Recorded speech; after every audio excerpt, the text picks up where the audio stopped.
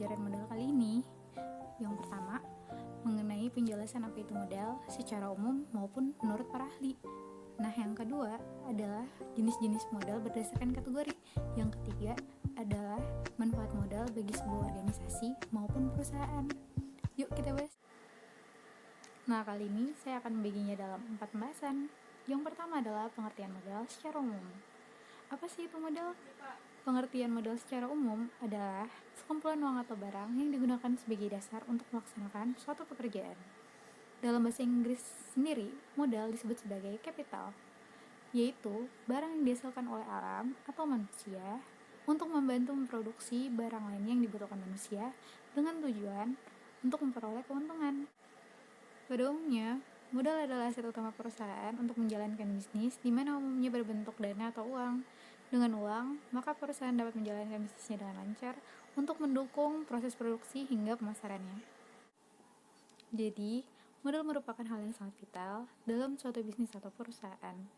Tanpa modal, bisnis tidak dapat berjalan sebagaimana mestinya. Dari bisnis yang besar maupun bisnis yang kecil, tetap membutuhkan modal untuk memperlancar bisnisnya. Yang kedua adalah pembahasan pengertian modal menurut para ahli. Karena begitu banyak pengertian modal menurut para ahli, jadi di sini saya hanya akan mengambil 4 pengertian modal menurut para ahli. Yang pertama menurut Bambang Rianto. Jadi menurut Bambang Rianto, pengertian modal adalah hasil produksi yang digunakan kembali untuk menghasilkan produksi lebih lanjut. Yang kedua menurut Deres Maikijat.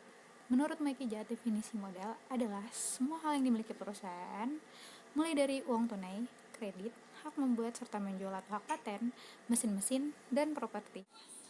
Yang ketiga adalah dari S. Munawir. Menurut Munawir, pengertian modal adalah kekayaan perusahaan yang berasal dari internal maupun eksternal, termasuk juga dari hasil produksi perusahaan. Yang keempat ada dari Lawrence J. Gitman. Menurut Lawrence J. Gitman, pengertian modal adalah bentuk pinjaman yang dimiliki oleh perusahaan atau semua hal yang berada dalam kanan neraca selain kewajiban saat ini. Yang ketiga adalah pembahasan mengenai jenis-jenis modal berdasarkan kategori. Jenis-jenis modal berdasarkan kategori terdiri dari jenis-jenis modal berdasarkan sumbernya. Yang pertama adalah modal internal. Sumber modal internal merupakan modal yang didapatkan dari kekayaan seseorang atau perusahaan itu sendiri, biasanya dari hasil penjualan. Contohnya adalah gedung, kendaraan, saham, dan laba yang diinvestasikan, beserta lain-lainnya. Yang kedua adalah modal eksternal. Sumber modal eksternal adalah modal yang berasal dari luar perusahaan atau dana yang diperoleh dari para kreditur. Contohnya seperti pinjaman dari bank atau pihak lain, hutang dagang, investor, hutang jangka panjang, dan gaji yang belum dibayar. Yang kedua adalah pembahasan mengenai jenis modal berdasarkan pemiliknya. Jenis modal berdasarkan pemiliknya terdiri dari yang pertama adalah modal perseorangan. Modal perseorangan adalah jenis modal yang berasal dari seseorang yang memiliki fungsi untuk memudahkan berbagai macam aktivitas, contohnya seperti deposito, properti pribadi yang di dalamnya termasuk gedung dan kendaraan, kemudian saham, dan lain sebagainya. Yang kedua adalah modal sosial. Jenis modal sosial adalah modal yang dimiliki oleh masyarakat, di mana modal tersebut memberikan keuntungan bagi masyarakat secara umum. Contohnya seperti jembatan, jalan raya, pelabuhan, dan pasar. Pembahasan yang ketiga adalah jenis modal berdasarkan wujudnya. Jenis modal berdasarkan wujudnya terdiri dari yang pertama adalah modal konkret atau modal aktif. Modal konkret atau modal aktif adalah modal aktif yang berarti dapat dilihat secara kasat mata atau berwujud. Misalnya seperti bahan baku, gedung atau tempat usaha, mesin, kendaraan, gudang, dan sarana-prasarana lainnya. Yang kedua adalah modal abstrak atau modal pasif. Modal abstrak adalah kebalikan dari modal konkret yang tidak dapat dilihat secara kasat mata. Misalnya seperti pengetahuan, skill tenaga kerja, hak cipta, hak pendirian usaha, koneksi, dan nama baik perusahaan. Pembahasan yang keempat adalah modal berdasarkan sifatnya.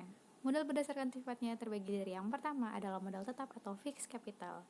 Modal tetap adalah modal yang dapat digunakan untuk kegiatan produksi dalam jangka waktu yang lama, misalnya seperti mesin-mesin, komputer, gedung, dan tanah. Yang kedua adalah modal lancar. Modal lancar atau variable capital adalah modal yang habis terpakai dalam satu kali proses produksi, misalnya seperti bahan baku dan bahan bakar.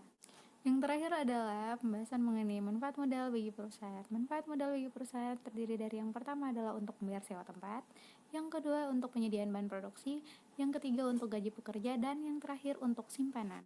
Kesimpulan dari pembahasan modal kali ini adalah modal merupakan salah satu faktor terpenting dari kegiatan usaha perusahaan. Setiap bisnis pasti membutuhkan modal, baik berupa uang, sarana-prasarana, pengetahuan dan keterampilan, legalitas, serta modal lainnya agar dapat menjalankan kegiatan usahanya dengan baik. Sekian pembahasan modal kita kali ini. Jangan lupa komen, like, share, dan subscribe-nya. Semoga bermanfaat.